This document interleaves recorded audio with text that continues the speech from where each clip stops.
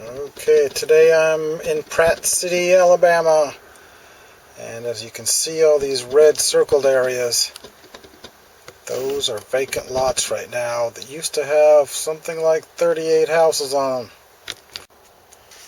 These ones right in here, unfortunately, have recently been built on, but I still have all of this area to work on.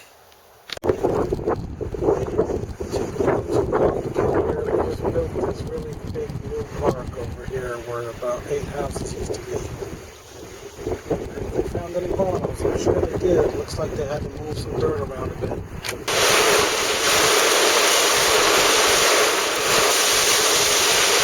Another rain day. This trip has taken way too long to accomplish very little. The sun has finally come back out. It's going to be a muddy dig day, but at least I have a couple spots located. I think I'm going to start the day by going down in this woods area. It's about a 10-acre piece of land. So let's see if there's any bottles hiding out there. So I think they just spent several $1 million building this really nice park. But why? There's so many vacant lots around here. You know what that means? It means they're probably going to be building new houses right in here any day now. So this is a now or never situation. I've got several holes probed out over here, so let's go dig the first privy. Okay, here we go. Alabama Mudfest Season 2. Getting water at the 1.5 foot level. I have a big bottle showing right here, but it doesn't look like it's quite old enough. It's definitely like 1939. Why is this happening to me all the time? We just entered Birmingham city limits. At least that's what the sign says. Even though it's really supposed to be called Pratt City. Why would they still need privies this late? I don't know. I'll try a little bit longer and hopefully I'll hook up with an embossed milk bottle from Pratt City. Now I'm using the only bottle to get the water out.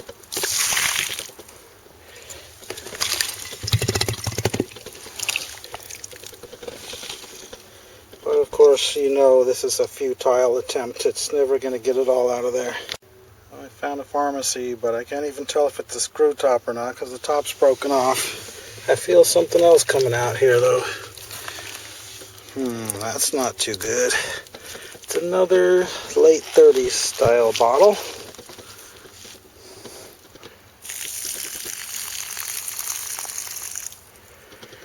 Well, I don't know why I always find modern privies.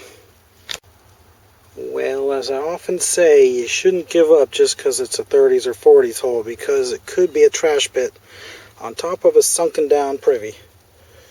But in this case, with it being full of water, I'm not going to be able to dig it 5 feet down to see if it's old down there. So I guess I'll just scratch the walls out and fill it back in. Well, as I was filling the hole back in, I was scraping the dirt back into the hole with my fingers, and I just happened to find this. I thought I had a silver 50-cent piece, but it's obviously aluminum. It's really lightweight. I can't read it, it's too muddy. A lot of them are Palmolive tokens. I guess I'll have to show you this one later after I wash it. Yep, there it is. In case you're wondering whether I'm one of those types of people who digs a hole and just walks away and leaves it, no, I don't do that. See, I filled it in so well you can barely notice I dug there. So anyway, here's another location. This one feels like a trash pit over here. So I think it's only going to be maybe 1.5 feet deep. Hopefully this is where the old stuff's at. Okay, I'm hitting glass already at 5 or 6 inches here. It looks pretty bad. It's a no deposit from 1955. Yeah, what is going on with this place? Okay, obviously I filled that one back in. I got another one right here. So, is this gonna be the good one? Well, instead of each hole getting older, it looks like each hole's getting newer. You know what that is, don't you? A 7-Up bottle from 1987. Oh man, look what I just found. Trying to be positive. It's a Pepsi Free. That's a pretty rare foam label bottle from the late 80s. Just to make sure, I went a little bit deeper. But as you can see, still finding cinder blocks and modern screw tops. So 3 strikes, I'm out. No, I'm not going to give up that easily. There's actually a really big cistern over that way, but of course the one and only house in the neighborhood. And they're home, and they're going to see me because it's way over that way. And it's going to be about a 7-hour project, so I don't know, maybe I'll have to save that one for tomorrow. Okay, I've located another hole. This one was barely recognizable. I'm starting to think the 1940s holes I find so often are because they're so crunchy full of glass. This one barely has anything in there, so that means it's going to be 1890s, right? So that is your lesson for today. The crunchier it is, the better it feels, the more you want to dig it, but no, you should not. You're going to end up with a lot of 30s and 40s that way. See, this one was the sparse one. I'm not saying this is super old, but it is possibly 1920. So that was only 7 inches deep. So what's going to be down at the 3-foot level? 1910, hopefully. Okay, I see the first possibly intact bottle. It's just an extract, but at least it's a cork top. No embossing, but it is from the late teens, so we're headed in the right direction. Turns out it was just a trash pit, but at least it was pretty old. I just found this doorknob. It's in pretty good condition, so I should be able to get a few dollars for that.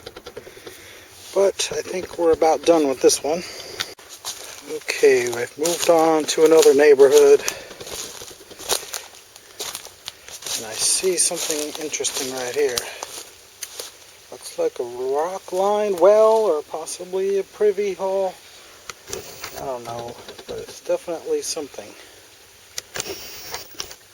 But I probed it and it doesn't feel like there's any bottles in it. But there's a creek right down here that looks really nice. And I know there was a number of houses over here that are gone now. So let's see if there's any bottles down here.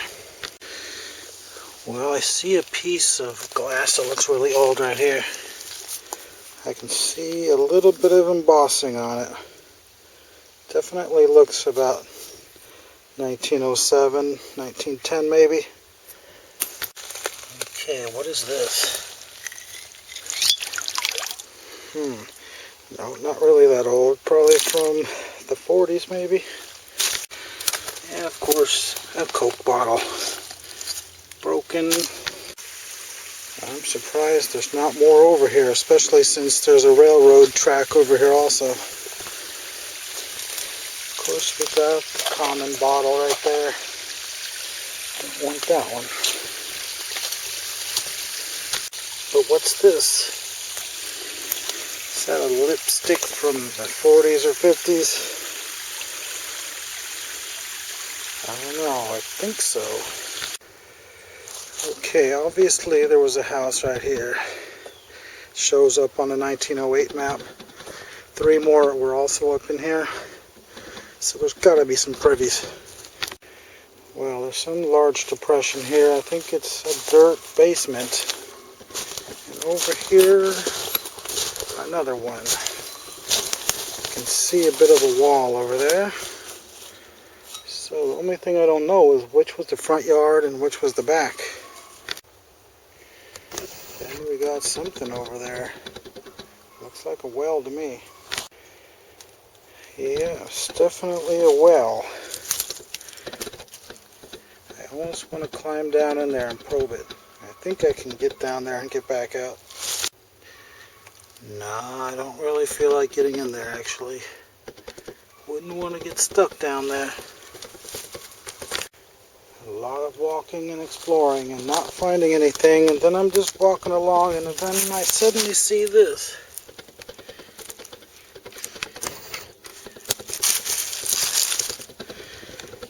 A whiskey flask from about 1897 to 1901 maybe. Where did that come from? I hate to say it, but this is my luckiest find for the day. A quarter.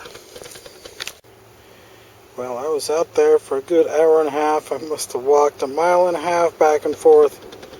The best thing I found was another one of these Hillbilly Mountain Dew bottles with the heavy texturing all over it.